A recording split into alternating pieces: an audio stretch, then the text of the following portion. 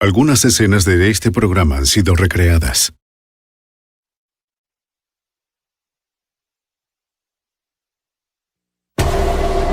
Un asesinato a sueldo. Un asesinato brutal. Un vecindario en caos. Para el Departamento de Policía y el FBI, la ciudad de Nueva York se convirtió en el epicentro de una incesante batalla. El enemigo. Narcotraficantes poderosos que harán de todo por proteger sus negocios. ¡Vamos, vamos, vamos, vamos!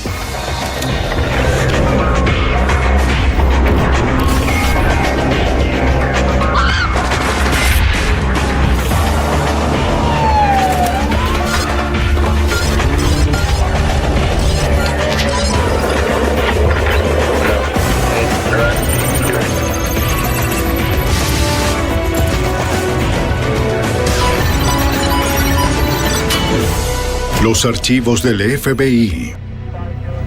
En la década de los 80, el narcotráfico en Nueva York fue una pesadilla. Los criminales se enriquecieron. La violencia se salió de control. La policía se enfocó en las pandillas, convirtiéndolas en su objetivo. Soy Jim Kallstrom, exdirector del FBI en Nueva York. Cientos de agentes del FBI y de la policía desarrollaron un riesgoso plan para detener la violencia y desmantelar las operaciones del negocio mortal.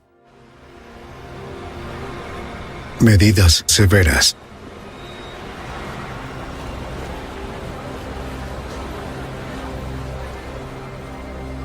Para la década de los 80, la policía de Nueva York batallaba contra los narcotraficantes en la ciudad. El sargento detective Mike McGuinness de la policía de Nueva York trabajó en el distrito de Queens.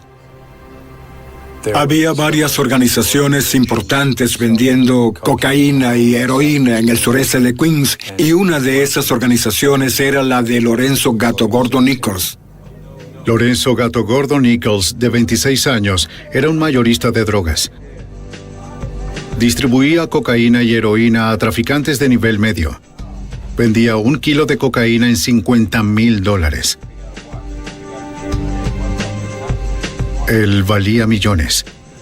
Oye, yo quiero uno de esos. Nichols protege sus operaciones rodeándose de un pequeño grupo de socios leales. Muchos son miembros de su familia. Para la policía de Queens, acabar con ese negocio no será fácil. Su sede es una tienda de delicateces en la avenida 107 y la calle 150 en Jamaica, Queens.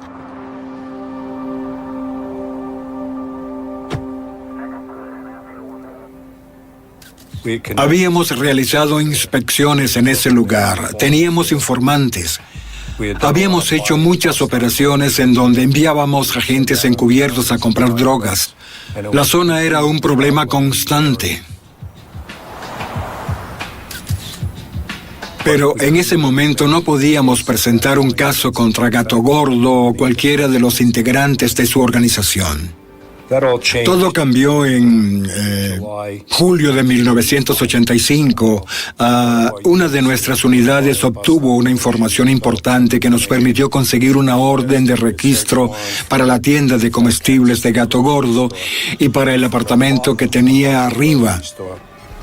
El informante nos dijo que allí había armas, dinero en efectivo y numerosas drogas almacenadas. 2 detectives y yo fuimos a la tienda de comestibles. Revisé detrás del mostrador, caminé hacia la parte trasera y vi que había una luz encendida en la habitación de atrás, así que entré ahí. Había 3 hombres detrás de un escritorio grande y me di cuenta de que uno de ellos era Gato Gordo Nichols. Señores, pongan las manos en la pared. Pongan las manos en la pared. La policía pone a los hombres contra la pared. Pongan las manos en la pared ahora. Nichols se da cuenta de algo. Voy a revisar esta silla. ¿Entiendes? Bajo una toalla en la silla en la que Nichols estaba sentado. ¿Qué estás haciendo? Los detectives encuentran una pistola automática y un revólver.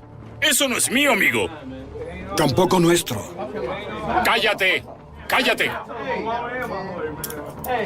La policía revisa la habitación y encuentra heroína, cocaína y $30,000 en efectivo.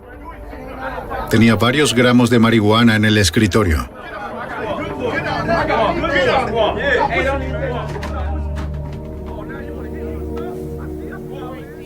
Los agentes que fueron al departamento del segundo piso encontraron $150,000 en efectivo en cajas. Vaya, eso es mucho efectivo. Cientos o tal vez miles de bolsas de cocaína. Cocaína callejera envuelta en papel de aluminio. Heroína y más armas adicionales. Nichols es arrestado por posesión de drogas y armas. 24 horas después, está en libertad bajo una fianza de $70,000. Al momento de su arresto, Nichols estaba en libertad condicional. Así que se reporta ante su oficial asignado, Brian Rooney, para confirmar que el arresto no violara los términos de su libertad condicional. Le dice que solo estaba pidiendo un sándwich en el mercado. Debes esperar afuera. Necesito que te encargues de esto. Eso es ¿Sí? lo que trataré de hacer. Está bien, gracias. Solo toma asiento. Bien, gracias. Rooney llama a McGuinness para verificar su historia. Le dije que habíamos arrestado a Nichols en la tienda de comestibles, que tenía varias armas, pero que desafortunadamente hizo un acuerdo y seguramente se había ido. Y Rooney me dijo, no se fue, está sentado aquí afuera de mi oficina.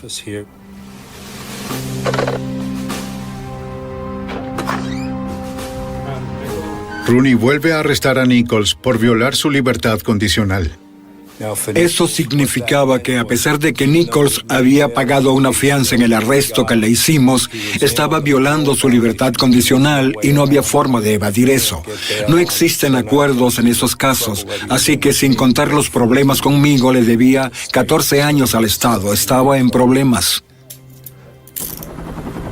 Una semana después, McGuinness y Rooney testifican en la audiencia de Nichols. Describí de manera breve lo que había sucedido esa noche y el adjudicador inmediatamente continuó con su violación de la libertad condicional, es decir, que nos apoyaba. Tenía derecho a una audiencia más y luego regresaría a la cárcel por 14 años más. Pero el narcotraficante no tiene intención de que eso suceda. 2 meses después de la audiencia, el oficial asignado de Nichols, Brian Rooney, lleva a una compañera de trabajo a su casa. Conduce por Jamaica Sur, un vecindario de Queens. Él sabe que esa zona de Queens es peligrosa.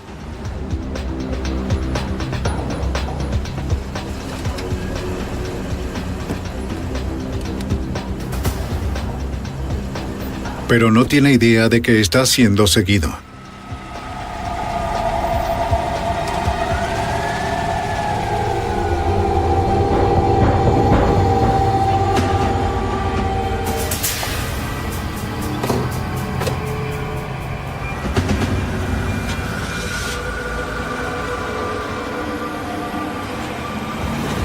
De repente, un auto se detiene a su lado.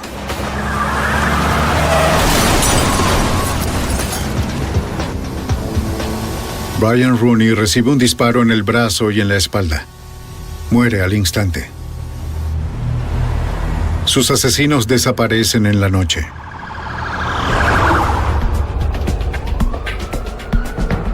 La policía llega en minutos, pero no hay nada que puedan hacer. Procesan la escena y encuentran poca evidencia. No dejaron casquillos. Nadie vio el tiroteo. La noticia del asesinato llega al sargento detective Mike McGuinness.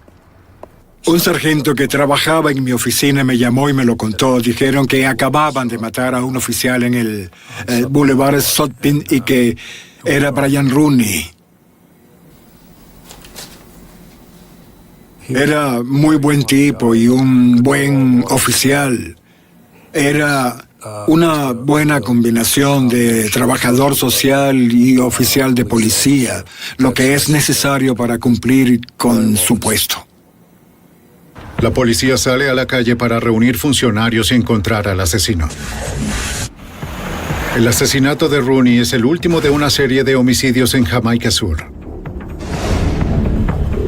Las pandillas de rivales luchan entre sí por el territorio y el control de las ganancias. La tasa de homicidios en esa parte de la ciudad donde se vendían las drogas estaba incrementando. Los tiroteos eran comunes. Los ciudadanos temían salir de sus casas y por esa razón no teníamos más remedio que acabar con esas pandillas. La policía planea e inicia la Operación Limpieza, una importante operación antidrogas a largo plazo. Traen a cientos de oficiales de todas partes de la ciudad. La operación se centra en los narcotraficantes del área de Jamaica, Queens, donde Rooney fue asesinado. La policía también bordea un vecindario cercano al Boulevard Sutpin, donde ocurrió el tiroteo. Oye, amigo, ven aquí un momento. Entrevistan a los lugareños esperando que alguien haya visto algo extraño el día en que mataron a Rooney. ¿Qué quieres saber?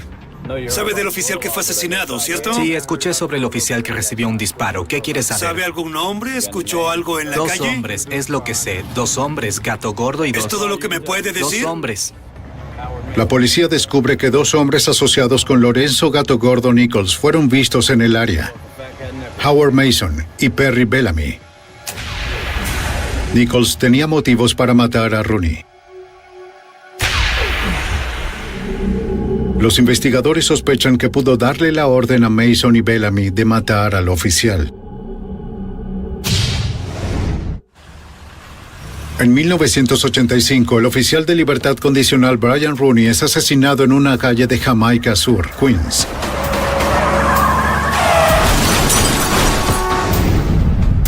La policía sospecha que uno de sus custodiados, Lorenzo Gato Gordo Nichols, ordenó el golpe.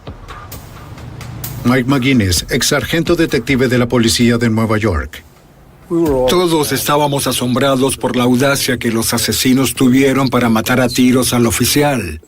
Creo que pensaban que si eliminaban a Rooney del cuadro, Nichols podría volver a las calles. ¿De dónde sacaron eso? No lo sé, pero eso es lo que pensaban. McGuinness sabe que él podría ser el siguiente, por ser el oficial que arrestó a Nichols.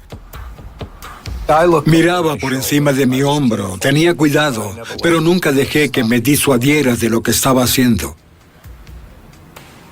El hecho de que alguien en verdad considerara matar a un oficial para obtener algún beneficio o tal vez para salir de la cárcel era muy inusual y creo que a los funcionarios de la ley y a los ciudadanos en general les parecía desconcertante. La policía sabe que Howard Pappy Mason, un teniente de la organización de Nichols, y Perry Bellamy, un asociado de Mason, fueron vistos en el vecindario la noche del crimen.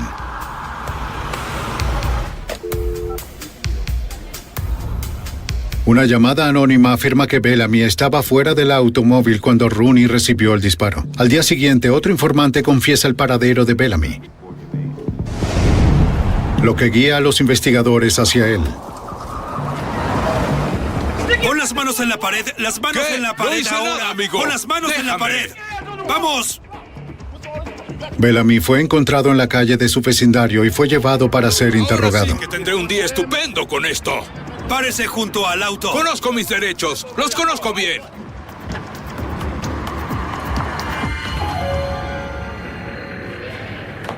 Admite haber visto a Rooney horas antes de ser asesinado. Estaba sentado en el auto con Rooney. Afirma que sabía sobre el atentado y que trató de advertirle.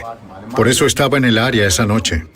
Usted le tendió una trampa. Sé que si le pasa algo a... Después de horas interrogándolo, los detectives descubren que hizo más que advertir a Rooney. Mire, Bellamy revela que estuvo con Rooney en el auto la noche que fue asesinado. solo te vas a agregar más problemas tú mismo. Dice que Howard Mason le disparó a Rooney. Bellamy estuvo en la cárcel semanas antes del asesinato. Afirma haber escuchado a Nichols decirle a otro recluso que Brian Rooney iba a obtener lo que se merecía. Las autoridades acusan a Bellamy de colaborar con el asesinato del oficial Rooney. Luego los detectives rastrean a Howard Pappy Mason. ¿Qué sucede, oficial? ¿Cómo te llamas? Mason. Bien, pon las manos contra la pared de oficial, Mason. por favor, yo... Serán solo unos minutos, ¿bien? En la bota del sospechoso encuentran una Derringer 22 cargada. Mason es acusado por asesinato y posesión de armas. Vamos, amigo, tengo cosas que hacer. Los investigadores ponen a los conspiradores tras las rejas. Pero no pueden probar que Gato Gordo Nichols les haya encargado el asesinato del oficial. Mientras la policía intenta construir un caso contra Nichols, que todavía está en la cárcel, su organización sigue creciendo. En 1987, la crisis de drogas ilegales en Nueva York va de mal en peor.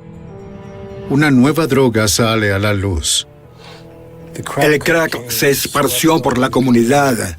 Nunca vi nada como eso.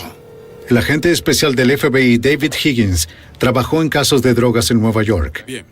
Para la preparación del crack, se tomaba una cantidad relativamente pequeña de cocaína y se combinaba con otros ingredientes para estirarla de forma considerable.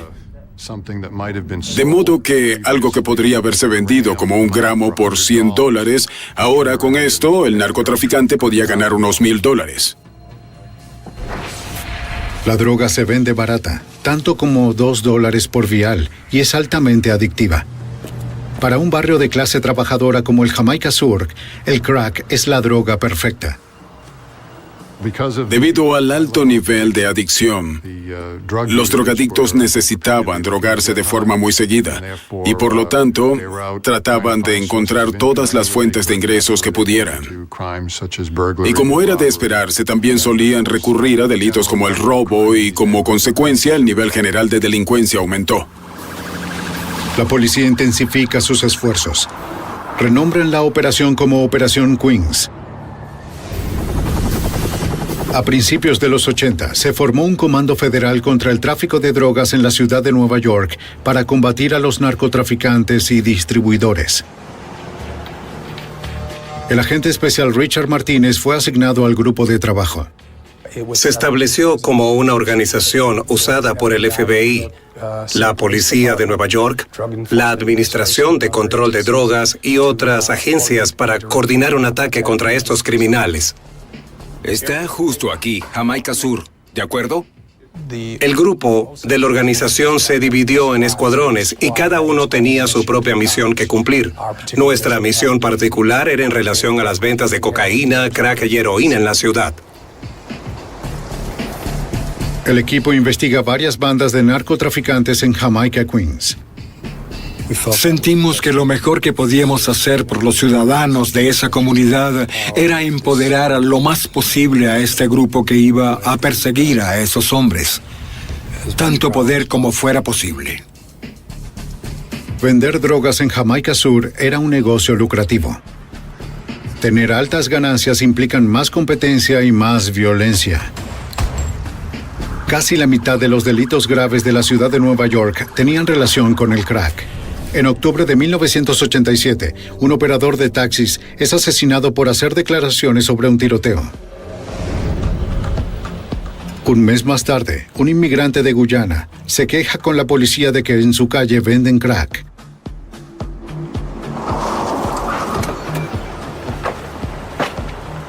A la noche siguiente, alguien incendia su casa. ¡Llama a los bomberos! ¿Cuál es el número? 911. Bien, sí. Alguien acaba de lanzar algo.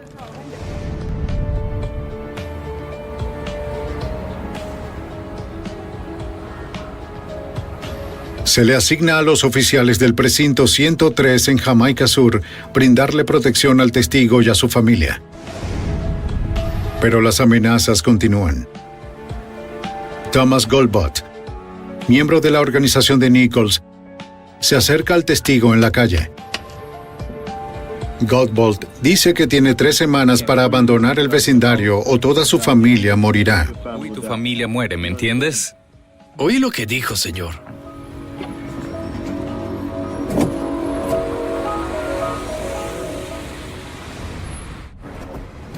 En 1987, los narcotraficantes gobiernan Jamaica Sur, Queens. Los ciudadanos que intentan hacerles frente son intimidados y asesinados. El Departamento de Policías de Nueva York y el Comando Federal preocupan a todas las organizaciones de drogas en Jamaica, Queens.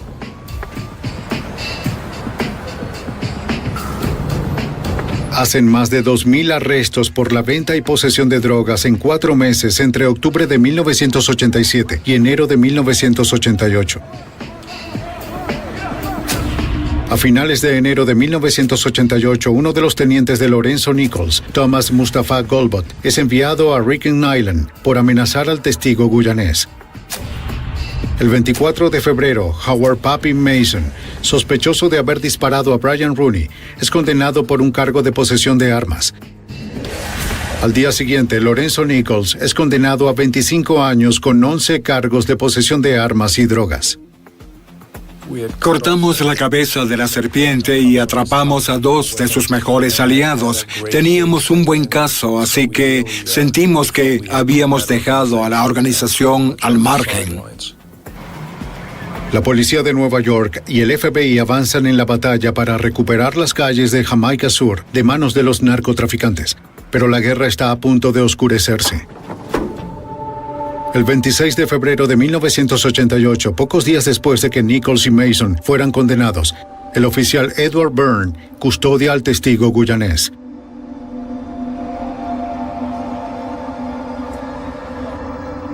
Incluso con el hombre que amenazó a su familia en la cárcel, el testigo sigue recibiendo amenazas.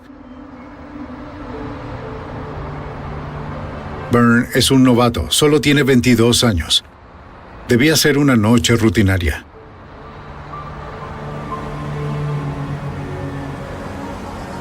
A las 3 de la madrugada, un auto pasa frente al agente Byrne. Hay 4 hombres en él. El sedán da vueltas en la cuadra y desaparece.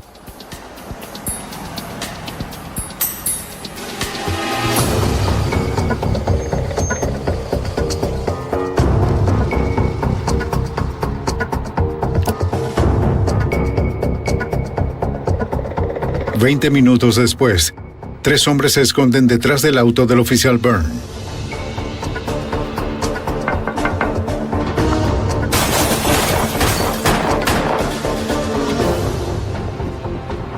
El testigo escucha los disparos. A las 3:28 de la mañana, un operador informa, oficial caído en Jamaica, Queens. La policía llega a la escena en minutos. Las ventanas delanteras de la patrulla del oficial Byrne habían sido avaliadas. El novato estaba muerto. Todos los oficiales reaccionan al suceso. Cuando un policía es asesinado, todo lo tomamos como algo personal. El testigo bajo protección le dice a la policía que escuchó disparos y que vio a varios hombres subirse a un auto marrón que se alejaba a toda velocidad. Los investigadores encuentran un Old Cutlass de 1976 abandonado a unos 3 kilómetros de la escena. No encuentran nada que vincule el automóvil con el asesinato. Justo después del asesinato, el Departamento de Policía de la Ciudad de Nueva York comenzó a tomar medidas contra los narcotraficantes. Estos criminales de Jamaica, Queens estaban bajo la lupa. Queríamos a los asesinos del oficial Byrne. ¡Todo el mundo abajo! ¡Abajo! ¡Abajo! Cientos de policías que trabajan turnos de 12 horas cubren 3 distritos. El 103, el 105 y el 113 en el sureste de Queens.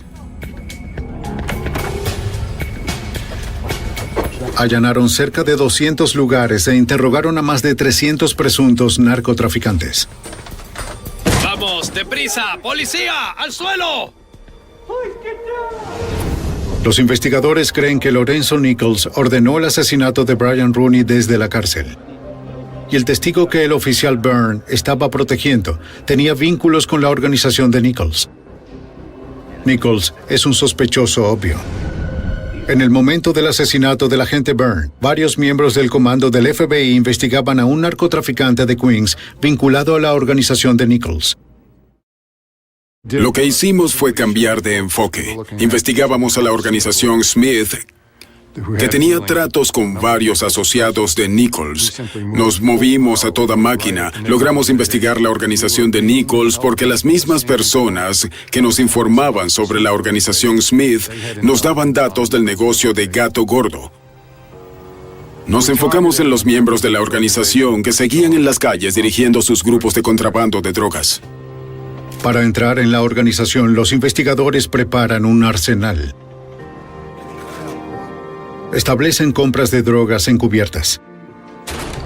¡Al suelo, FBI!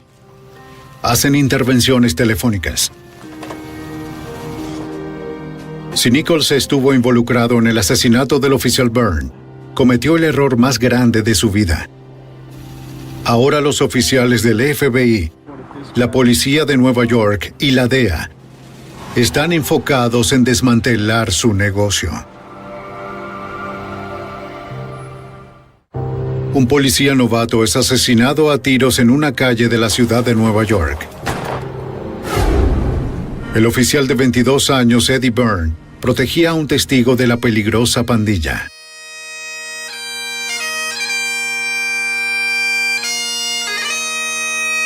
Imágenes de archivo. El 29 de febrero, el oficial Eddie Byrne es sepultado. 10,000 policías asisten al funeral. Imágenes de archivo.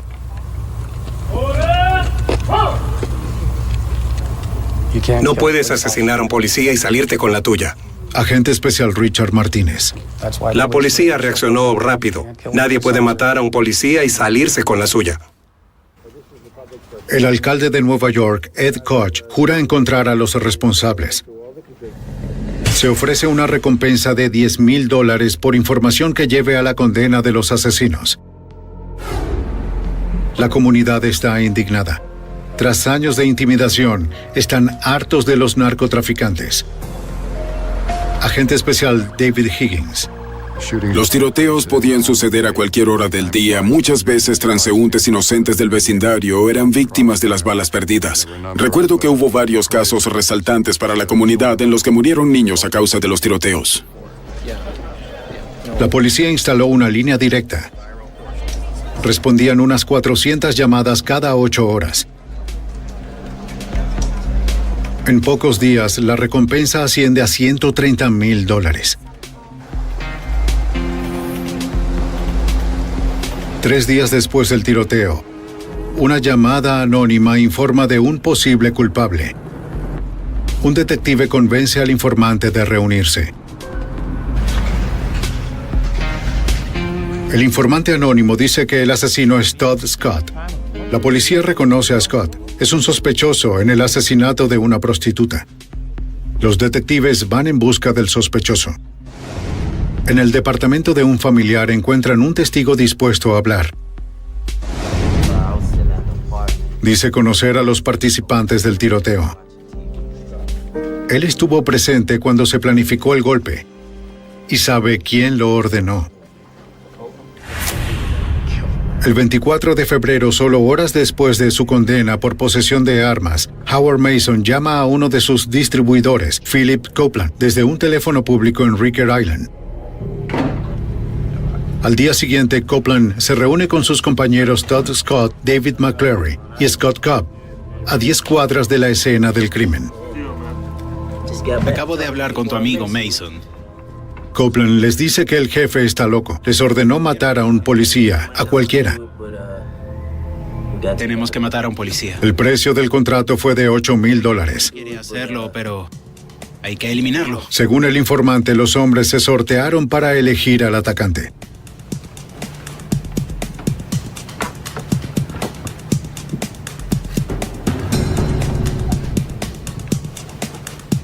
Todd Scott apretaría el gatillo. Listo. Ahí lo tienes, amigo. ¿Qué vas a hacer? Está bien. ¿En serio? Es lo que quería escuchar. El destino del oficial estaba sellado.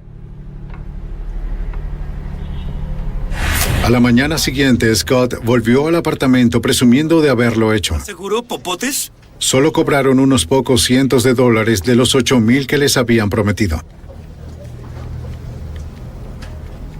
Nos contó cómo se desarrolló el asesinato, a quién eligieron, que el oficial Byrne no era el elegido como tal, sino que solo eligieron al oficial que estuviese vigilando al testigo cooperante, que en verdad era un objetivo al azar.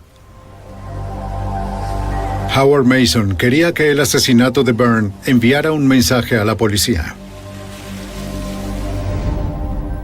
La reputación lo es todo en la calle si eres un narcotraficante. Si se sabe en tu vecindario que no estás dispuesto a tomar represalias violentas por actos en tu contra o contra tu organización, no durarás mucho como narcotraficante. Este asesinato sin duda estimuló la aplicación de la ley en la ciudad de Nueva York. La ejecución de un policía que no fue atacado por un motivo particular contra él como persona, sino por el simple hecho de ser un oficial de policía como tal. La policía de Nueva York finalmente tiene nombres para vincular al tiroteo. Emiten órdenes para Philip Copeland, Todd Scott, Scott Cobb y David McClary. Copeland ya está en la cárcel por otro cargo. La policía va a buscar a los otros 3 hombres. Más tarde, ese mismo día, la madre de Scott Cobb llama a la policía. Quiere arreglar la rendición de su hijo, pero nunca aparece. Los investigadores creen que Cobb contactará a su madre en algún momento. Interviene en su línea telefónica para registrar los números de todas las llamadas entrantes. El tiroteo sigue siendo noticia y la policía mantiene la presión en las calles. No pasa mucho tiempo antes de que otro testigo se presente. Una joven dice que presenció el tiroteo del agente Byrne. La mujer dijo que estaba en la calle cuando escuchó un disparo y vio a unos hombres alrededor de la patrulla. Ella se escondió detrás de un auto hasta que se fueron. No cree haber sido vista.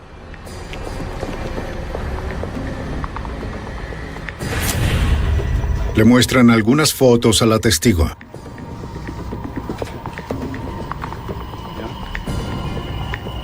Ella identifica a Todd Scott como el hombre que vio junto a la ventana del copiloto de la patrulla. También identifica a David McClary como el hombre que estaba junto a la ventana del conductor y a Copeland como el que le estaba cubriendo las espaldas a McClary. Gracias por venir. La policía ahora tiene un testigo del tiroteo. Así que necesitan encontrar a los 3 sospechosos. El día después de intervenir el teléfono de la madre de Scott Cobb, la policía encuentra algo. Una llamada entrante viene de una dirección en Queens Village. Es una de las propiedades ocultas de Howard Mason.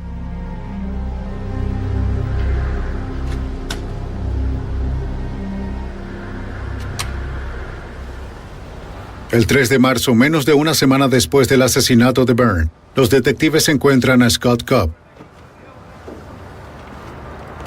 ¡Hey, señor!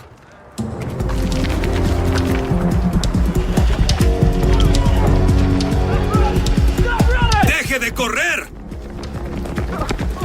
¡Quieto! ¡Bájese y ponga las manos detrás de la espalda! Despacio, despacio. Es puesto en custodia.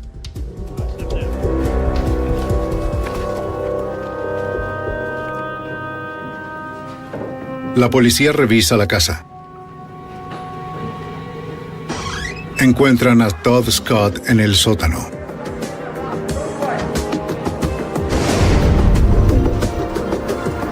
Al día siguiente, David McClary se rinde ante la policía.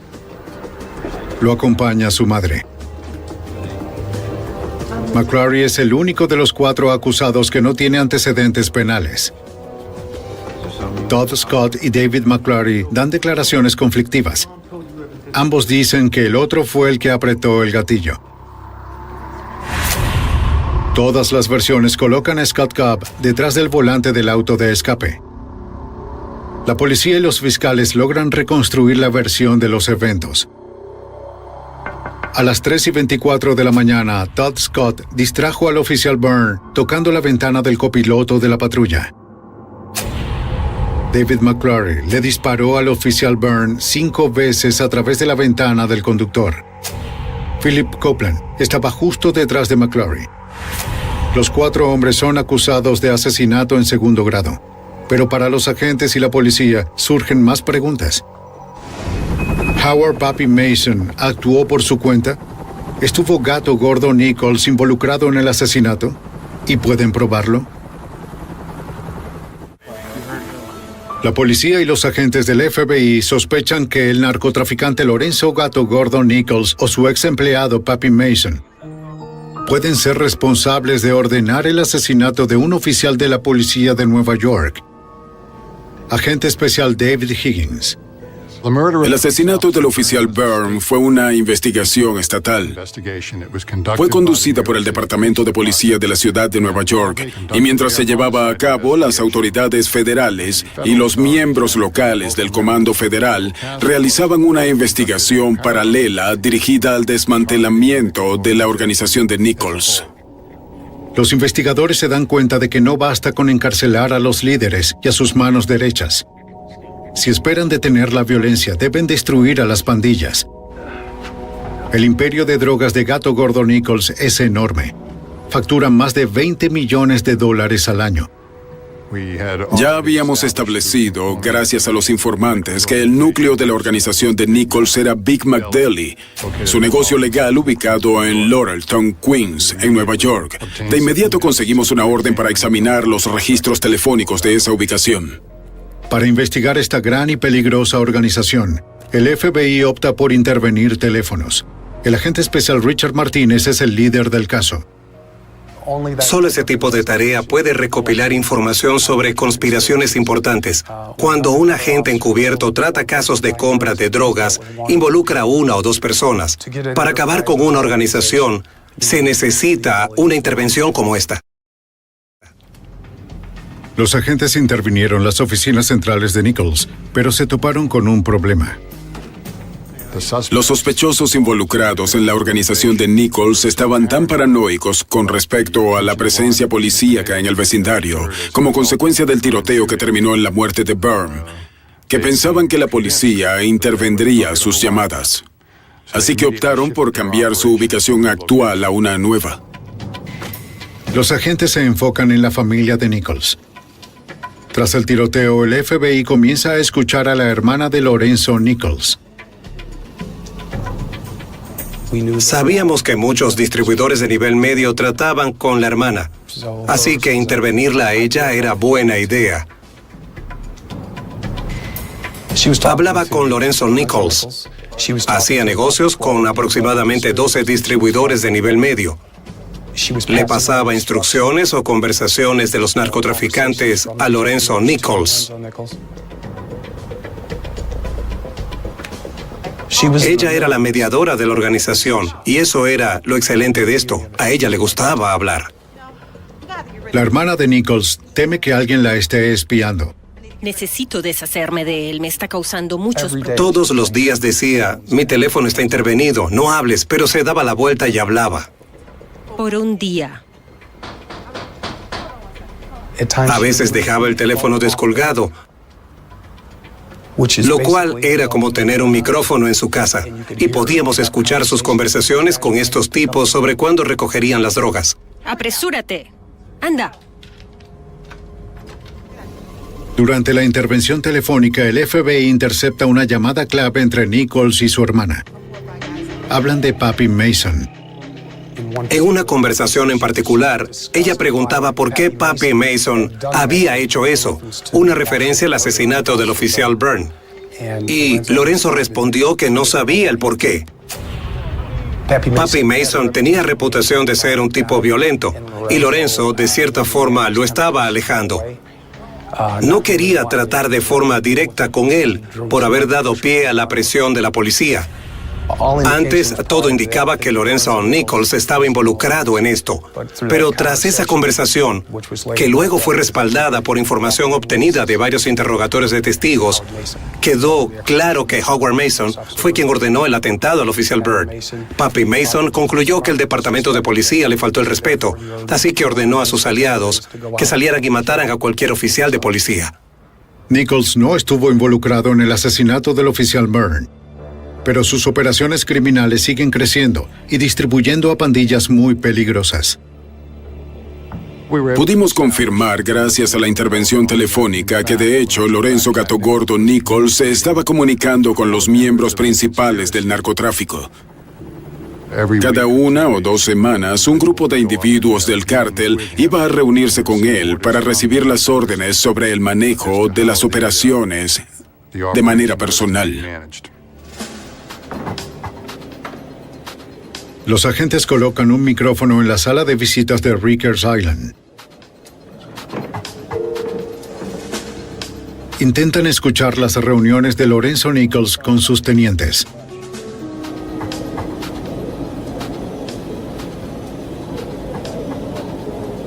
Desafortunadamente, la calidad del sonido es demasiado pobre para escuchar. Agentes y policías siguen construyendo el caso. Descubrimos sus métodos de distribución, también sus métodos de preparación de drogas. Pudimos identificar algunas de sus fuentes de suministro. ¿Quién se estaba comunicando con quién? ¿Cómo se hizo? ¿Cuál era el nivel de su contrabando? ¿Cuáles eran algunos de sus clientes? Y así logramos dilucidar una jerarquía clara de la organización. Sí. Seguimos realizando inspecciones relacionadas con la información que recibíamos de los teléfonos. Pero la vigilancia es difícil. La mayoría de los traficantes de drogas exitosos son expertos y saben los procedimientos de la policía. Los narcotraficantes emplean técnicas contra la vigilancia. En realidad les pagan a personas para que mantengan a las autoridades alejadas de sus calles en un radio de varias cuadras. Cuando los agentes obtienen suficiente información de las intervenciones, hacen arrestos. Si en algún momento, por ejemplo, interceptamos una llamada en la que se está produciendo una transacción de drogas o un transporte de drogas de una ubicación a otra, debo informarles a los investigadores que conducen el caso que debemos actuar. Después de 5 largos meses, los agentes se reúnen con el fiscal. Ya era hora de levantar algunos cargos sobre algunos temas para conseguir colaboradores y ejecutar las órdenes de búsqueda para obtener sus armas y drogas, y así confirmar las conversaciones telefónicas. Martínez siente que tienen suficiente causa probable para emitir órdenes de arresto y registro. Tienes que saber cuándo es el momento de oficializar un caso. Así que presentamos este caso en agosto. El fiscal está de acuerdo. Es hora de acabar con la organización de Nichols. Tras 5 meses de investigación, el agente especial Richard Martínez planea una peligrosa operación de arresto. El objetivo es desmantelar por completo la organización criminal. El jurado necesita escuchar 3 cosas para probar la culpabilidad. 1, un testimonio de alguien de adentro, un colaborador. Como investigador, quiero proporcionar grabaciones de los participantes en sus actividades diarias. Y por último, la evidencia física. La operación de arresto atacará en más de 20 lugares. Los agentes creen que las órdenes de registro les darán la evidencia física que necesitan: armas, drogas y dinero. También tienen órdenes de arresto para 38 individuos implicados. Esperan que algunas de estas personas se conviertan en cooperadores. Cuando un jurado tiene un colaborador, conversaciones que han sido registradas a través de intercepciones o de manera consensual y evidencia física, y todo indica lo mismo, solo hay un veredicto que un jurado puede declarar, y es culpable. Los agentes preparan las declaraciones y coordinan los 400 cuerpos necesarios para la operación. Todos los involucrados entienden los riesgos. Siempre hay peligro cuando ejecutas órdenes de arresto y de registro. Nunca sabes cómo va a reaccionar la persona. Es por eso que debes ir bien armado, bien equipado y con suficiente gente para controlar el escenario, para minimizar esa violencia potencial. 11 de agosto de 1988. Las declaraciones fueron redactadas. Se emitieron las órdenes de detención y registro. Los equipos están listos. Todo está en su lugar. Todos saben lo que van a hacer. Se sabe a quién hay que capturar. Se sabe a dónde tienen que ir. Así que es hora de proceder. Varias ubicaciones asignadas son muy peligrosas. En este caso, desplegamos 3 equipos SWAT en 3 ubicaciones en las que pensamos que podrían haber reacciones violentas.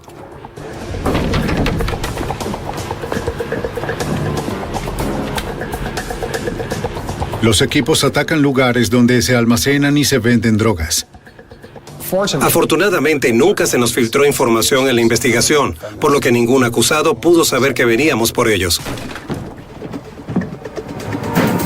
¡Policía! ¡Abajo! ¡Abajo, policía! ¡Abajo! ¡Abajo! ¡Abajo! ¡Abajo! ¡Quieto! ¡Abajo!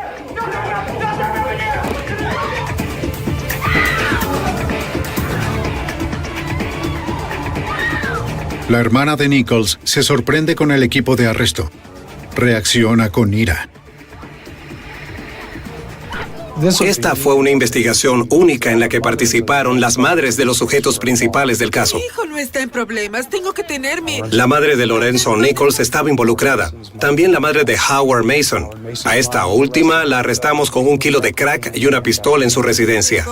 Tengo... Por favor, quítame tu mano de encima, oye. En toda la zona de Jamaica y Queens, uno por uno, se arrestan a los miembros de la organización de Nichols y se reúnen pruebas.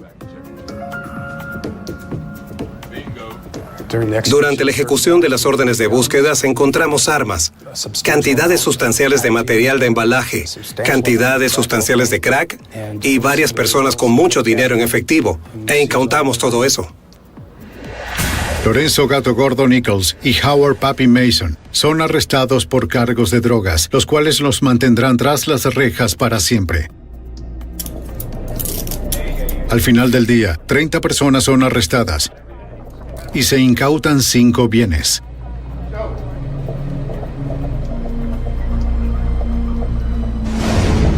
La hermana de Nichols y otros individuos claves en la organización deciden cooperar. Necesitas contarnos. Tienes que ayudarte a ti mismo. Piénsalo. La multimillonaria y violenta organización de drogas es efectivamente destruida.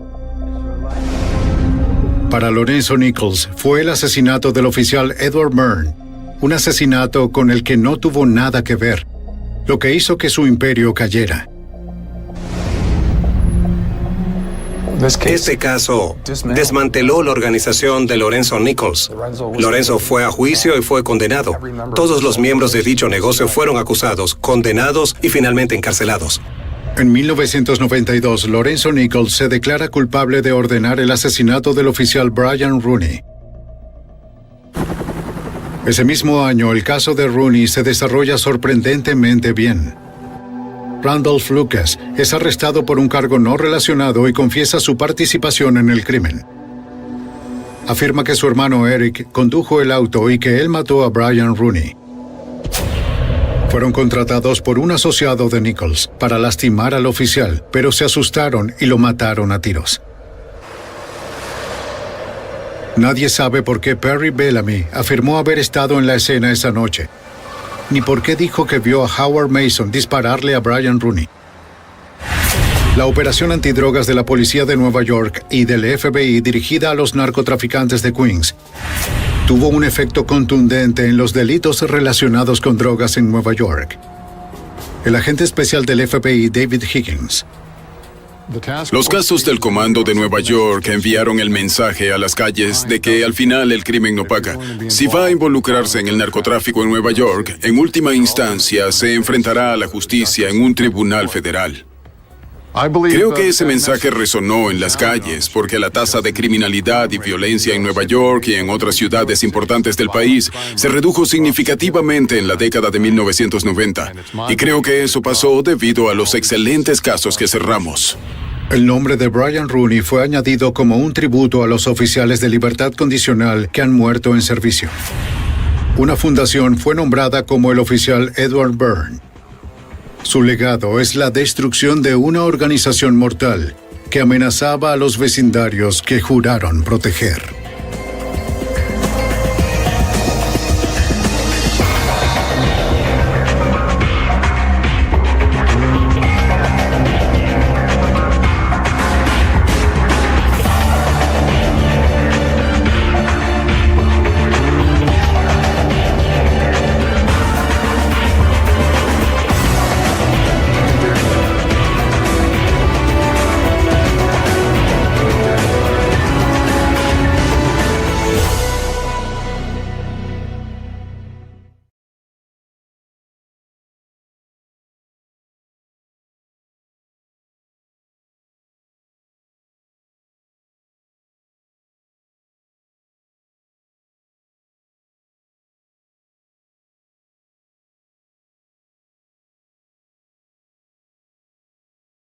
Algunas escenas de este programa han sido recreadas. ¿Tienes lo que quiero? Aquí tienes. En las calles de Nueva Orleans, el dinero de la droga compró a los policías de la ciudad. Los oficiales se convirtieron en el brazo fuerte de los capos de la droga, que amenazaban a cualquiera que quisiera denunciarlos. ¡King! ¡Auxilio! Con una policía contaminada por la avaricia, los agentes encubiertos tendrían que arriesgar sus vidas para vencer a los policías corruptos ocultos detrás de una autoridad deshecha. La evidencia se acumula, no tienen sospechosos evidentes. El centro de comercio es bombardeado. Ted Kaczynski es arrestado. Fugitivo a un prófugo.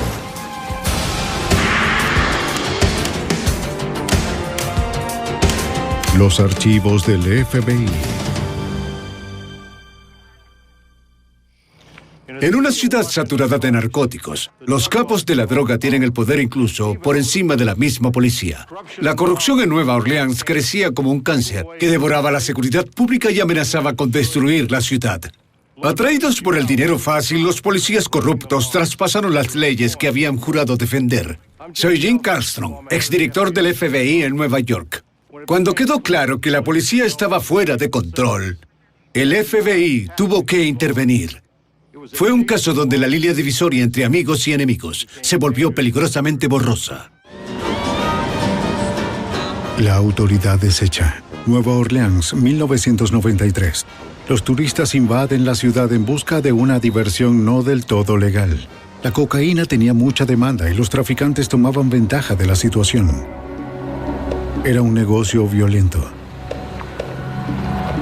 Los capos de la droga acudían en busca de la protección de aquellos cuyo deber consistía en servir y proteger a los policías. Los oficiales llenaban sus bolsillos mientras imponían la voluntad de los traficantes, además de someter a los delincuentes callejeros, aterrorizando a civiles inocentes. El agente Stan Haddon, de la Unidad de Corrupción Pública del FBI, estaba al tanto del creciente problema. El servicio de inteligencia nos dijo que había mucha corrupción entre los oficiales del departamento. Sin embargo, lo más notorio era que los policías estuvieran trabajando en las calles codo a codo con los traficantes, protegiéndolos y robándoles el dinero que obtenían de la droga.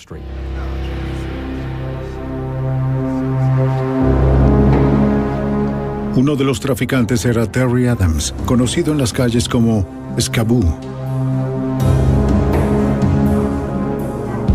Un traficante menor que había sido extorsionado por el oficial Sammy Williams.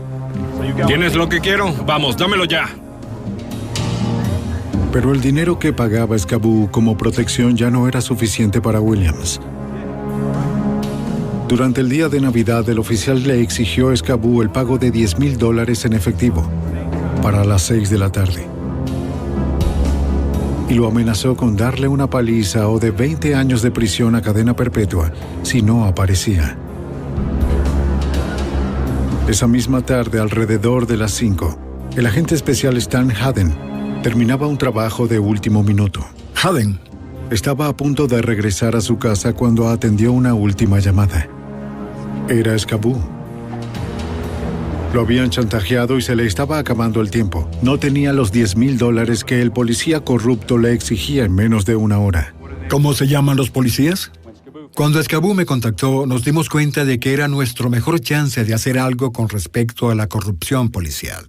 Y de inmediato arreglé un encuentro con él en persona. Era imposible conseguir esa suma para las 6 de la tarde. Cuando nos vimos, solo faltaba media hora.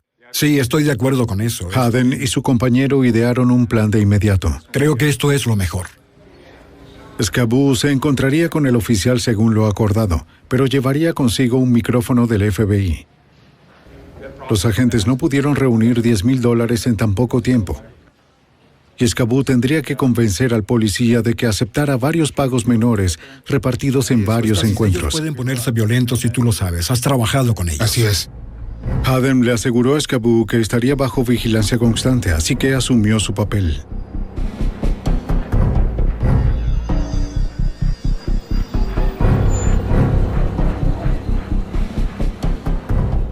El oficial Williams todavía estaba de servicio cuando llegó con un prisionero esposado en el asiento trasero de la patrulla.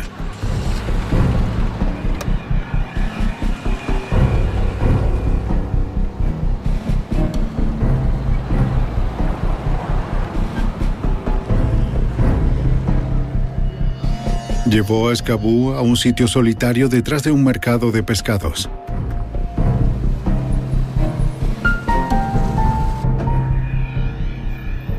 Le ordenó que dejara los $10,000 en el maletero.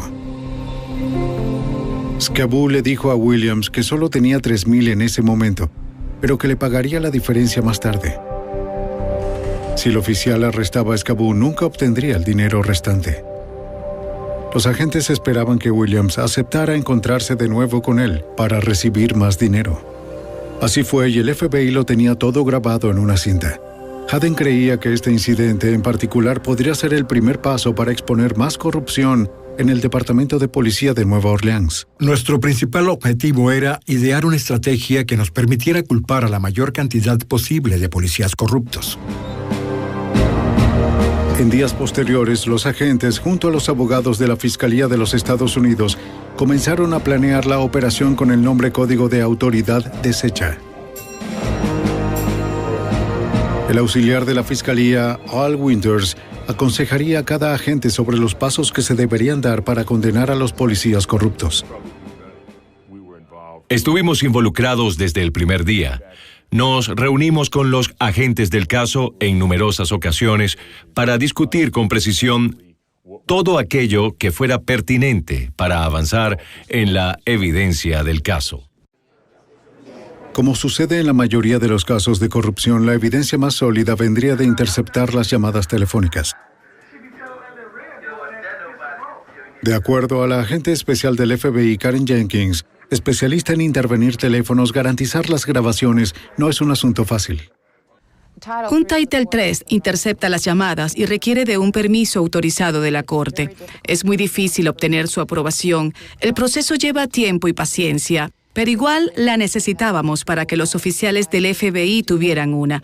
Además, debíamos contar con la revisión y la aprobación de los funcionarios del Departamento de Justicia, y finalmente un juez federal es quien tiene la última palabra que determina si se autoriza o no. Luego de entregar otros 2 pagos al oficial Williams, Escabú había ganado su confianza. Ahora el FBI tenía la oportunidad de pasar a la siguiente fase de la operación. Escabú se acercaría a Williams con la propuesta de que, como el volumen del negocio de la droga iba en aumento, necesitaría más policías para protegerla. Si Williams se mostraba interesado en pagos más altos, tendría que contratar a más policías corruptos para manejar la expansión. Williams mordió el anzuelo. Escabú se encontró con él para realizar otro pago a mediados de enero de 1994. Pero esta vez Williams se presentó con otro oficial que resultó ser Len Davis, el compañero de Sammy Williams. No fue una sorpresa. Davis era conocido en el departamento como un gángster con placa. No era nada bueno. Ve a ver si puedes hacer algo. Al revisar las cintas, Haden descubrió un problema.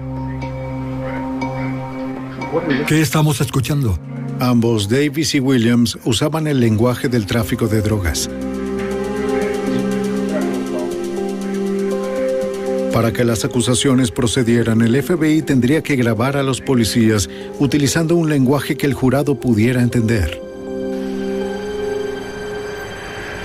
Haden presionó a Escabú para que Williams y Davis usaran palabras como droga. Así no habría ninguna duda en el juicio. Pero cuando Escabú comentó a los oficiales, la droga está aquí, Davis sospechó que algo estaba sucediendo. Oye, ¿qué dijiste? ¿Qué demonios dijiste? Si estás en el trabajo policial y alguien empieza a usar palabras con tanto descaro, inmediatamente sospechas que esa persona te está tendiendo una trampa. Davis empujó a Escabú dentro de la patrulla y le dijo a Williams que condujera. Los agentes llamarían la atención en una calle tan solitaria, así que si iban tras los oficiales, Escabú correría peligro. Lo único que podían hacer era esperar con paciencia y escuchar las grabaciones.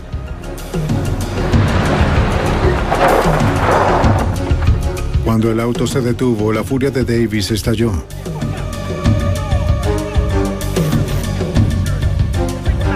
Le gritó a Scaboo que nunca volviera a repetir la palabra droga.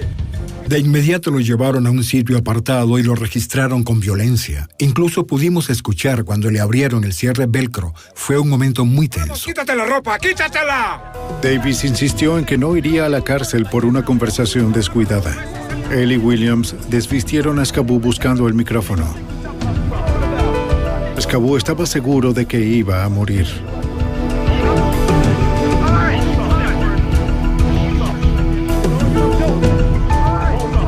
Milagrosamente nunca lo encontraron. ¡Está limpio! ¡Está limpio! ¡Sí, está limpio! No voy a ir a la cárcel por esto. Su confianza se restauró. ¿Me entendiste? Scaboo reanudó el trato de protección con Davis y Williams. Para el siguiente trabajo, los policías lo llevaron a una tienda donde se llevaría a cabo la entrega.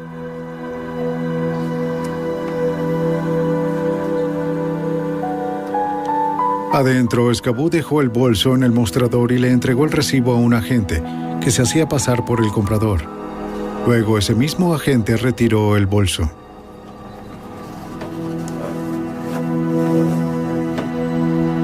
Williams y Davis observaban cómo se realizaba la transacción. Les habían prometido $1,000 por cada kilogramo de cocaína custodiado.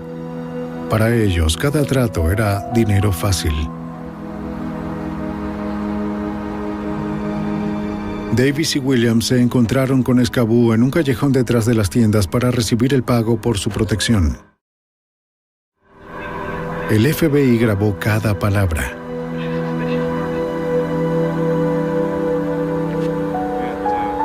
Poco a poco, la operación Autoridad Deshecha armaba su sólido caso contra la corrupción policial.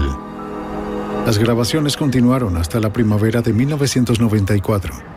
Una vez que los agentes estuvieron seguros de que Davis y Williams estaban sólidamente involucrados, el FBI se preparó para ir más allá con la investigación. Con más cocaína para proteger, Williams y Davis necesitaban reclutar más policías corruptos, y los agentes federales esperaban atrapar a cada uno de ellos. Pero sabían que los oficiales podían sospechar del rápido crecimiento del negocio de drogas de Scaboo. Por eso debían involucrar a un traficante importante, alguien cuyo estatus de capo justificara el incremento de los embarques. ¿Quieres uno? Seguro. Está bien. Haden llamó a Juan Jackson, un agente del FBI entrenado específicamente para trabajar encubierto. Que represente a un capo de la droga de la costa este. En aquel momento estaba en la ciudad de Nueva York y fui contactado para concertar una entrevista e incorporarme al caso. Con frecuencia buscan a un tipo de persona con cierta altura, cierto peso, color de piel, o lo que sea que le permita infiltrarse en un grupo determinado. Conocido como JJ, el agente representaría al proveedor de cocaína de Scaboo, que usaría Nueva Orleans como el centro de distribución de su producto para el resto del país. Yo era un traficante de alto nivel. Ese era el papel que desempeñaba, con muchas conexiones tanto en Miami como en Nueva York. Con la llegada de JJ, la operación Autoridad Deshecha estaba a punto de crecer de un negocio de droga menor a un negocio de altura. Jackson era uno de los mejores agentes encubiertos del FBI. Era inteligente y tenía experiencia. Pero su vida estaría en manos de un informante, Scaboo, que no tenía ningún entrenamiento. Jackson necesitaba desarrollar una absoluta confianza en Scaboo o los dos morirían.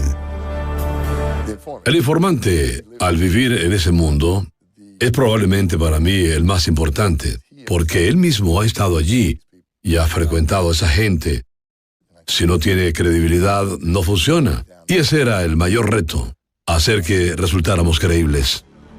Jackson y Scaboo ensayaron sus papeles una y otra vez, preparándose para la prueba verdadera frente a Davis y Williams.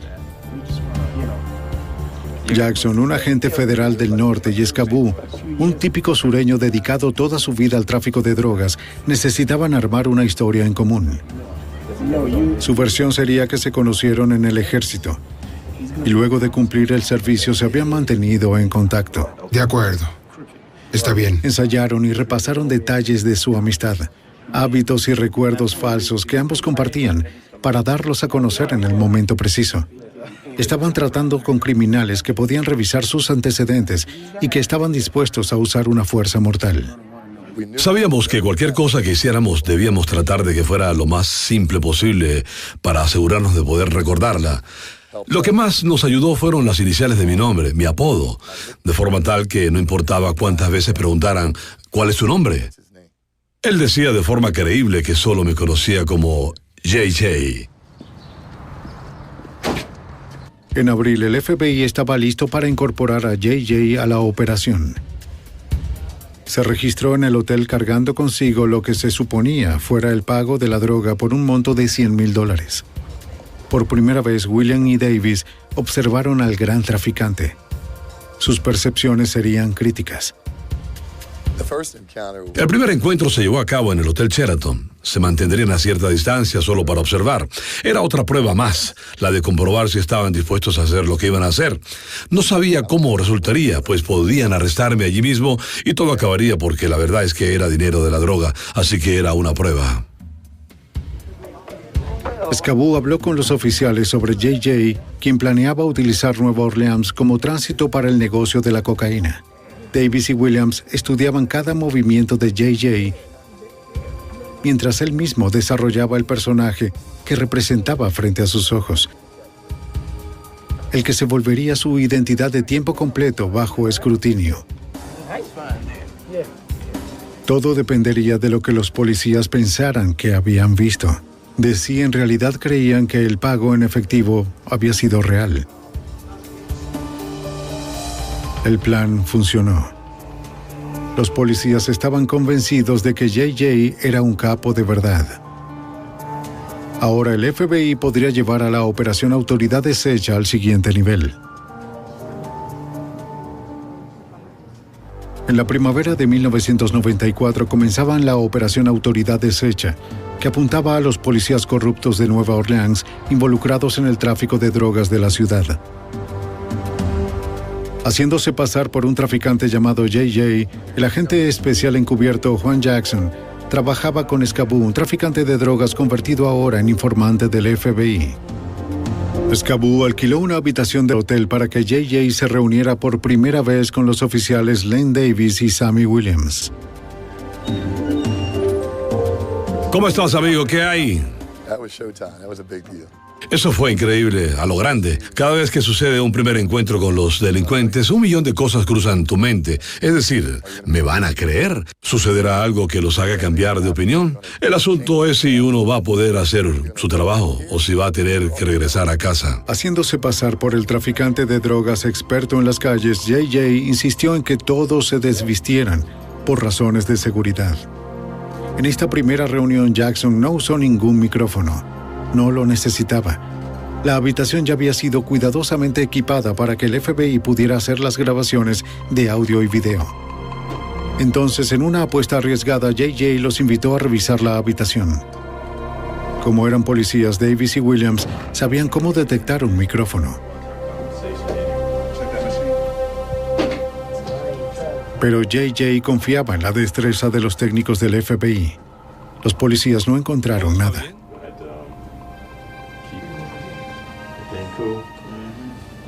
JJ comenzaba a ganarse la confianza de los policías, sin olvidar que ellos están entrenados para detectar el engaño. Hay que tomar en cuenta que me estaba reuniendo con 2 oficiales de policía.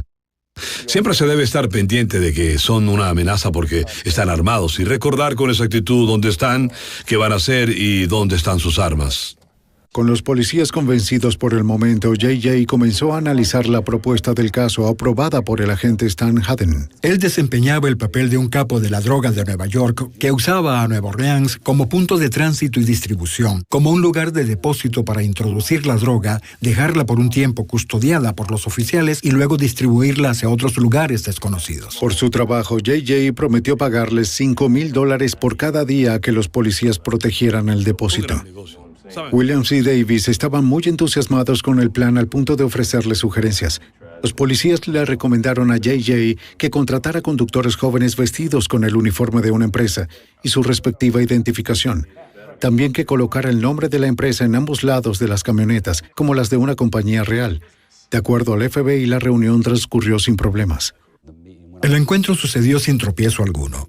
Compraron la actuación de JJ, le creyeron por completo al punto de mencionar la palabra mágica, cocaína, que quedó registrada en la grabación de unos policías que protegían una operación de drogas.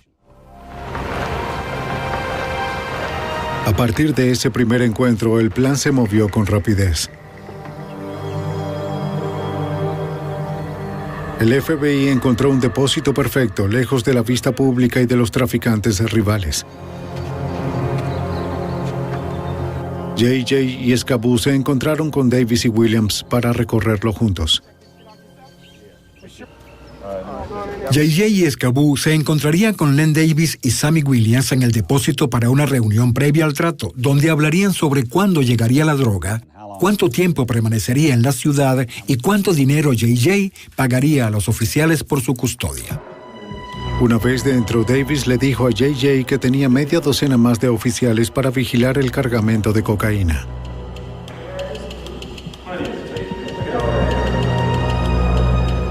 Trabajarían en turnos de 10 horas. Los policías uniformados ubicados afuera custodiarían desde allí la cocaína que estaba adentro, por un monto de $250,000 cada envío. En esa reunión de junio se efectuó el primer pago de JJ por más de $10,000. Vigila afuera, hazlo ya. Todo estaba saliendo bien. Pero un solo aspecto del plan del depósito preocupaba a Al Winters, auxiliar de la fiscalía. Básicamente dijimos a los agentes que a menos que tuviéramos la evidencia, una evidencia irrefutable de que esas personas sabían que custodiaban cocaína, no podríamos procesarla. Porque los policías que montaban guardia en el exterior del depósito podían argumentar que no tenían idea de que había droga en su interior. Pienso que podemos tener... Haden tenía que encontrar la manera de probar que los hombres reclutados por Davis sabían del cargamento de la droga. El reto es cómo vamos a Su involucrar. equipo buscaba la forma de exponer la droga a plena vista. Necesitábamos implicarlos. Vamos, tomaré esos. Los policías tenían que ser grabados discutiendo sobre los envíos. Los cargamentos se entregarían en el depósito un fin de semana de cada mes según lo planeado. Entonces, a mediados de julio, el FBI mandó un cargamento que los guardias no esperaban.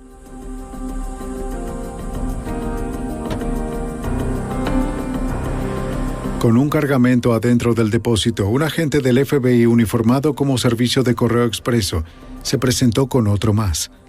El conductor sorprendió a los policías de guardia al descargar la cocaína a plena vista. Esto fue demasiada exposición para el equipo de Len Davis, que no quería de ninguna manera ver la droga.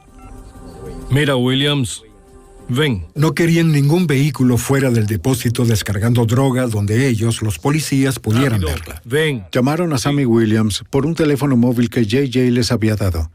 Williams lo llamó y tanto él como Scaboo corrieron al depósito.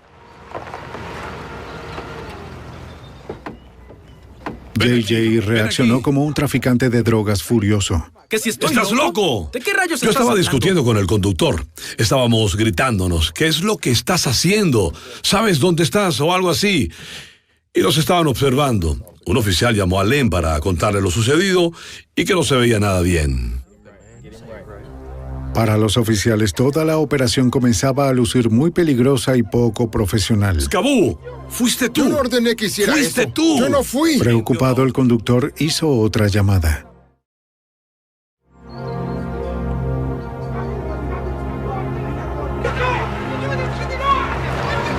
¡Estás loco!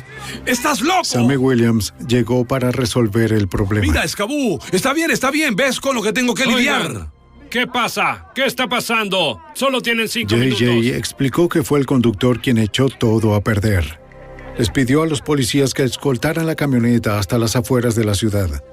A pesar del riesgo, la estrategia funcionó. Al mostrar a unos oficiales que estaban al tanto de lo que había en el interior del depósito. Esto no está bien. Y toda la escena estaba grabada en video. Pero el episodio creó dudas entre los oficiales. O bien JJ era un aficionado o formaba parte de una trampa. De cualquier manera, a partir de ahora lo estarían vigilando más de cerca. La operación Autoridad Deshecha se prolongó hasta el verano, mientras en Nueva Orleans hacía un calor insoportable. En agosto, vigilar el depósito se volvió un trabajo muy duro. Los policías se quejaron del desgaste de sus motores al tener que utilizar el aire acondicionado durante todo el día debido al calor sofocante.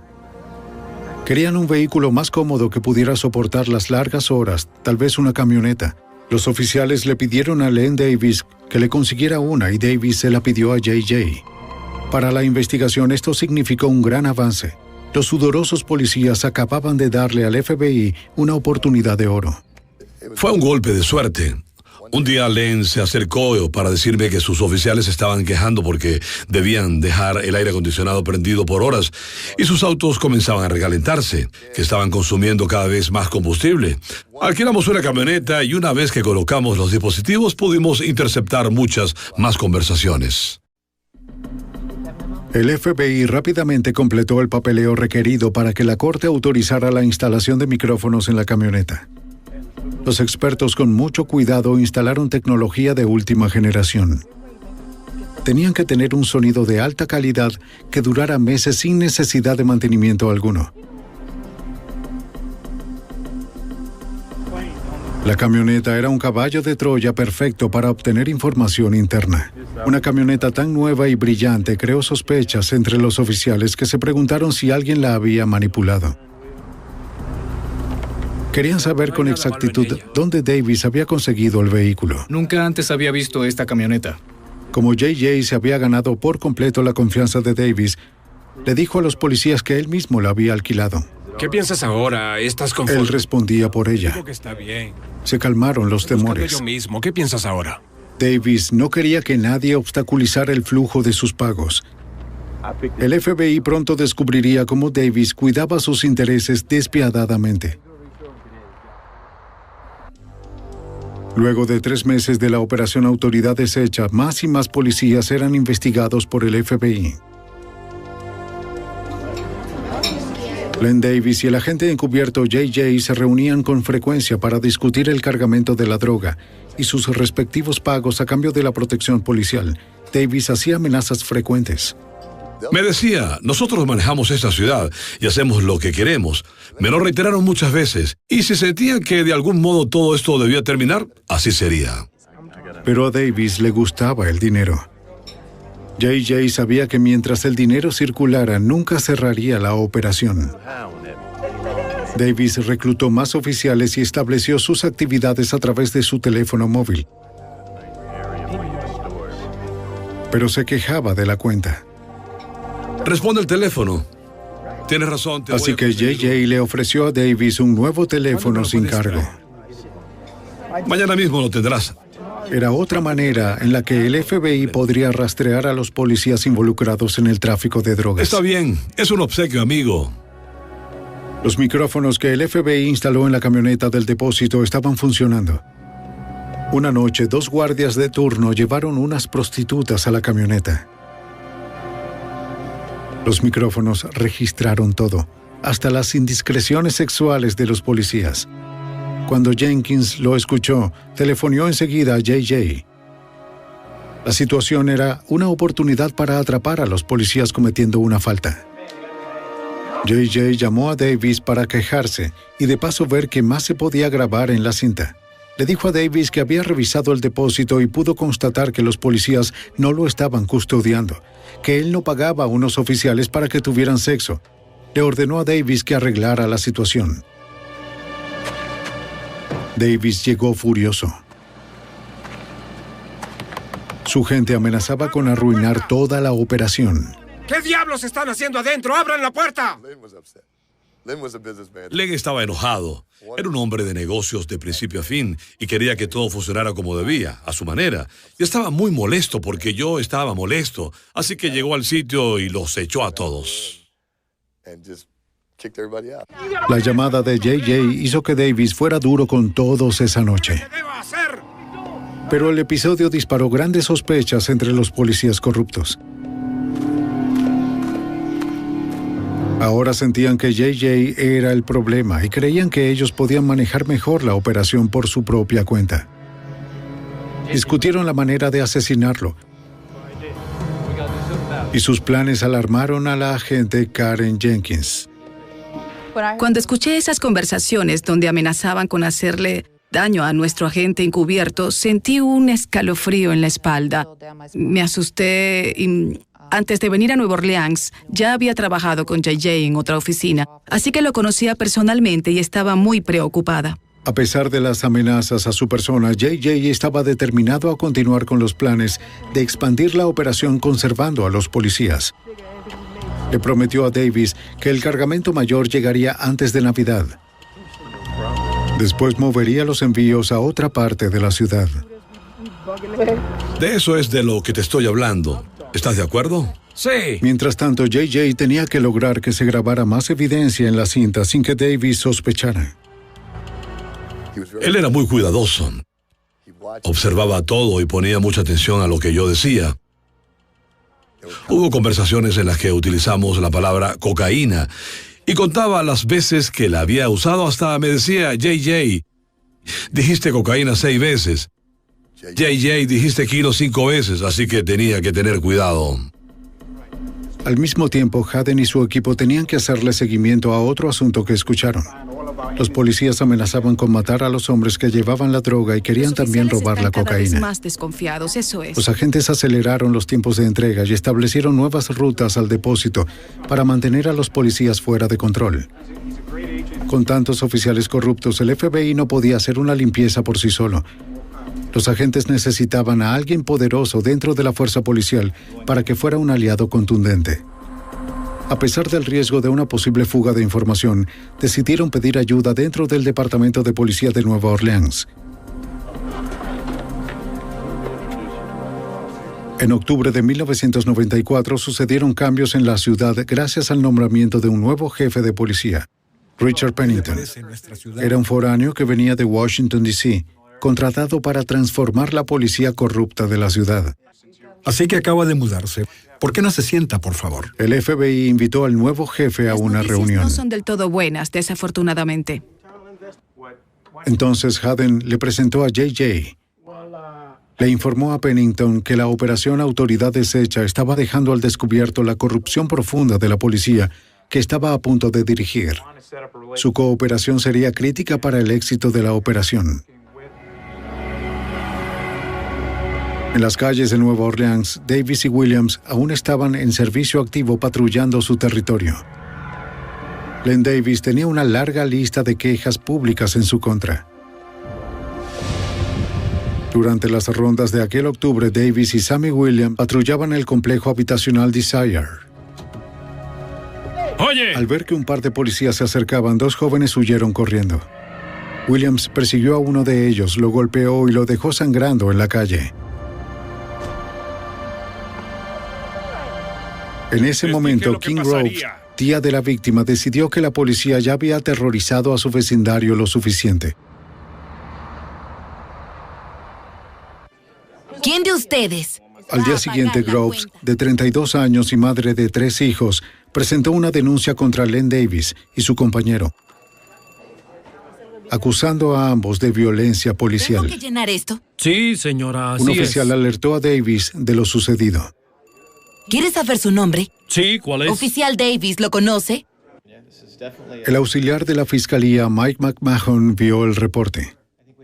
No solo reportó a Sammy Williams, quien cometió el acto brutal, sino que también a Len Davis, que no tuvo que ver directamente con la golpiza. En ese preciso momento, Len Davis se enfureció. Para Davis, la queja de Groves llegó en el peor momento posible. Llamaría una atención no deseada sobre su persona justo cuando el nuevo jefe de policía asumía el cargo. Ya sé lo que voy a hacer. Len Davis juró vengarse. El mismo día que King Groves presentó su denuncia, Richard Pennington se juramentaba como el nuevo jefe de policía de Nueva Orleans, marcando el inicio de la fase final de la operación Autoridad Deshecha. Un avance en el esfuerzo del FBI de asociarse con las fuerzas de una ciudad desesperada por limpiar sus calles de la delincuencia. Esa misma noche, el agente Jenkins grabó varias conversaciones que mostraban hasta qué punto se habían corrompido los hombres de azul.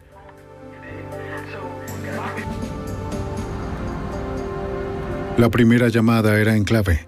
Horas después de la juramentación de Pennington, Len Davis hizo una llamada desde su teléfono móvil. Le dio una orden a un hombre desconocido. Necesito que hagas un 30 para mí, ¿sí? El FBI grabó la conversación, pero como Davis habló en un código modificado, los agentes no sabían lo que significaba. 14:30 de la calle Washington, ya sabes. ¿Puedes hacerlo? Mientras intentaban descifrarlo, los agentes grabaron una segunda llamada aún más perturbadora. Esta vez un hombre no identificado llamó a Davis. En ese momento, un policía anunció por radio un homicidio en el complejo habitacional Desire. El nombre de la víctima era King Groves. Cuando Davis escuchó la noticia, gritó, "Rockabye". Era el grito triunfal de un asesino. Cuando Mike McMahon, el auxiliar de la fiscalía, lo escuchó, más tarde quedó impactado.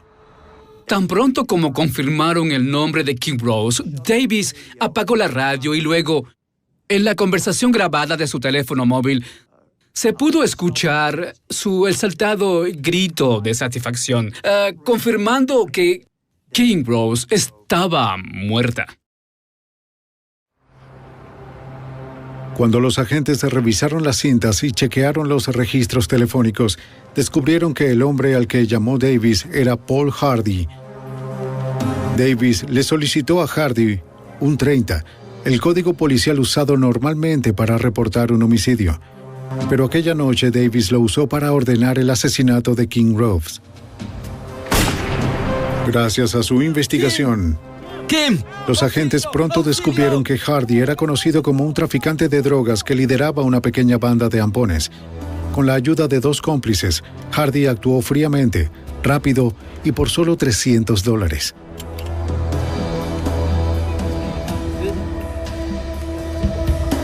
Mientras se alejaba a toda velocidad por un puente, arrojó el cañón del arma al canal y le entregó la pistola a un cómplice para que la guardara a salvo.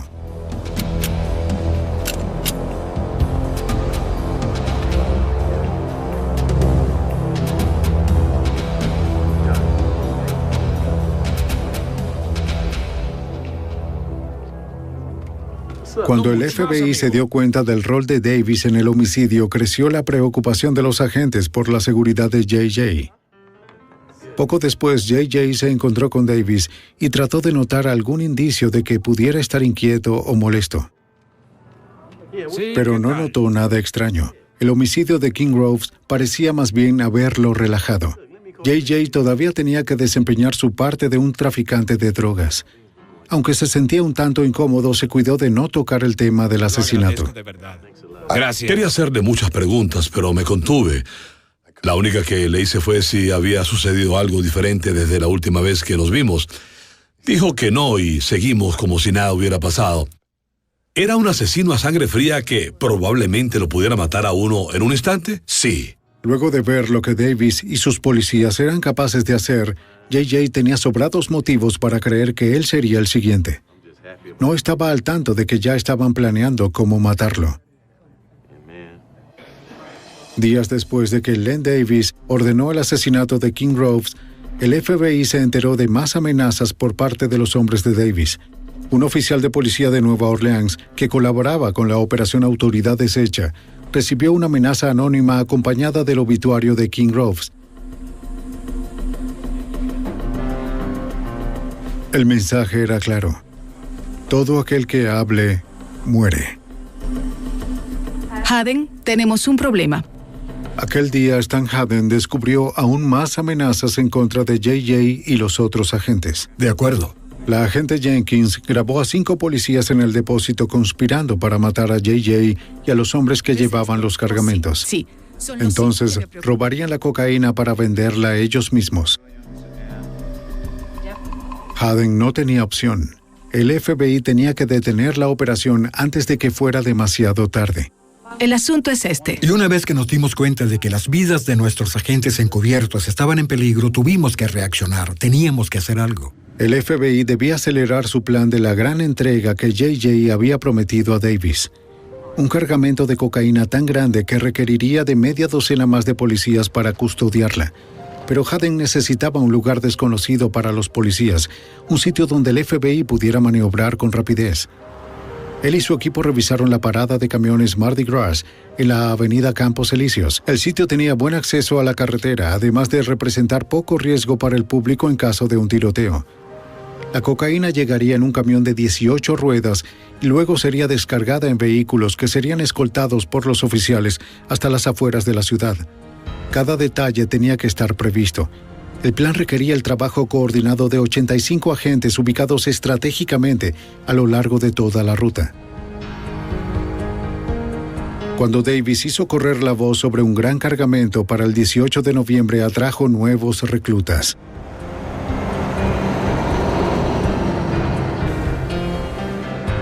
Cuando el cargamento de cocaína de $250,000 llegó, Davis y Williams, junto a su gente, estaban listos para protegerlo. Agentes haciendo las veces de conductores trasladaron el cargamento. Haden y Jenkins observaron de cerca la operación completa desde el centro de comando. Existían muchas posibilidades de que en una parada de camiones algo resultara mal, pero con agentes encubiertos en peligro no había chance para el error. El cargamento se dividió en 2. Williams escoltó uno y Davis se ocupó del otro.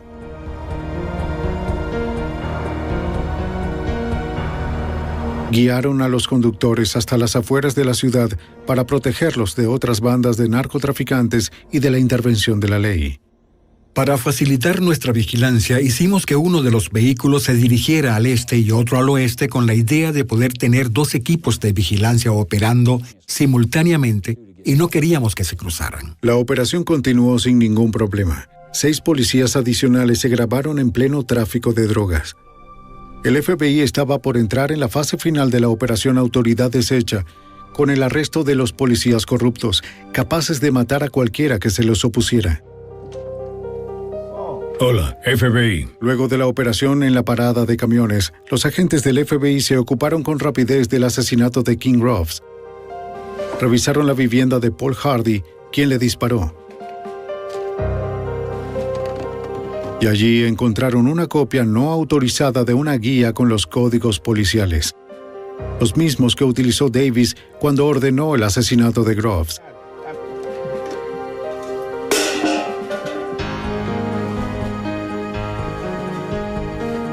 Luego registraron la casa de uno de los cómplices de Hardy, donde hallaron el arma homicida, una pistola 9 milímetros. Las 2 investigaciones, Operación Autoridad Deshecha y el homicidio, se cerraban al mismo tiempo. Con respecto a los 2 cabecillas, el FBI decidió no arriesgarse. ¡Hey! Por eso los agentes detuvieron a Davis al día siguiente en su casa, cuando estaba fuera de servicio. Las manos en la cabeza. ¿De qué está hablando? Oiga, yo soy un oficial de policía. El criminal con placa fue arrestado por cargos federales de narcotráfico y por el asesinato de King Groves. Yo no hice nada. Para el socio de Davis, Sammy Williams, los agentes usarían un enfoque diferente. Haden decidió ubicar a Williams del lado de la fiscalía. Funcionó. Y resolvieron darle otro giro al caso. Traigamos a Juan, dijeron. Así que crucé la puerta y me presenté a mí mismo como el agente especial Juan Jackson del FBI. Noté que su cara se ponía pálida. Su mundo simplemente se derrumbó. Sammy Williams era ahora un testigo del gobierno. Su testimonio resultó crucial para lograr las condenas. Hadden y su equipo no tenían tiempo que perder. Antes de que se esparciera la noticia del arresto de Davis y Williams, debían traer al resto de la banda ante la justicia, docenas de hombres armados en uniforme. La estrategia fue arrestar a Len Davis el 5 de diciembre, luego el 6 hacer que todos estos policías comparecieran ante el gran jurado. Y el 7 de diciembre, ese mismo jurado ordenó que se presentaran en las oficinas del FBI para tomar unas muestras de su escritura a mano. Los reclutas de Len Davis llegaron a las oficinas del FBI para los análisis de su escritura junto a la de otros 60 oficiales. Como el circuito de la droga no implica registros escritos y tantos otros oficiales entregaban sus muestras, los corruptos no sospecharon nada. Al igual que los anteriores, el ardid del FBI dio resultado. Uno por uno, más de una docena de policías corruptos de Nueva Orleans fueron arrestados. Fue una forma segura de proceder porque obviamente todos estos oficiales estaban armados y enfrentaban cargos muy serios. Fue una manera de evitar un potencial derramamiento de sangre y cualquier resistencia por parte de los acusados. En la corte, las grabaciones del FBI armaron un caso sólido en contra de los policías. Los videos y también los audios hablaron con tanta claridad que erradicaron cualquier duda que los miembros del jurado pudieran tener. La agente Karen Jenkins sabía que la evidencia era contundente. Los miembros del jurado fueron capaces de escuchar por sí mismos lo que los oficiales decían. Fueron capaces de ver sus acciones gracias a los videos disponibles. Ese no soy yo, puede ser cualquiera.